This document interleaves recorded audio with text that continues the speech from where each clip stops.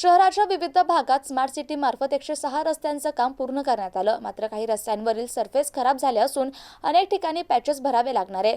या पॅचेसची संख्या तब्बल 500हून अधिक आहे. ते भरण्यासाठी कंत्राटदाराच्या बिलातून 25 कोटी रुपये रोखण्यात आल्याची माहिती सूत्रांनी दिली आहे. शहरातील सुमारे 111 रस्त्यांच्या काँक्रिटीकरणासाठी स्मार्ट सिटीनं पुढाकार घेतला होता. त्यासाठी 317 कोटी रुपयांचा आराखडा तयार करून त्यामधील 110 रस्ते करण्यासाठी निविदा प्रक्रिया काढण्यात आली होती. यात एजी कन्स्ट्रक्शन कंपनीची निविदा अंतिम करून त्यांना काम देण्यात आलं होतं. पहिल्या टप्प्यात 22 रस्ते पूर्ण करण्यात आले, तर दुसऱ्या टप्प्यात 44 रस्त्यांची कामे हाती घेऊन ती पूर्ण करण्यात आली.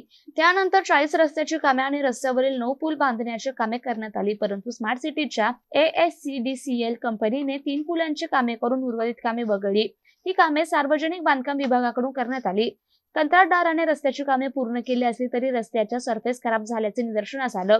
रस्त्याची गुणवत्ता आणि कामाचा दर्जा राखण्यासाठी मुंबई येथील IIT संस्थेला त्रयस्थ संस्था म्हणून नेमण्यात आलं. या संस्थेच्या अहवालानुसार काही रस्त्यांची दुरुस्ती देखील करण्यात येते. दरम्यान सर्व स्मार्ट रस्त्यांचे पॅचेस भरण्याचं काम अद्यापही शिल्लक आहे. या कामासाठी कंत्राटदाराचे बिलातील 25 कोटी रुपये रोखून ठेवल्याची माहिती सूत्रांनी दिली आहे.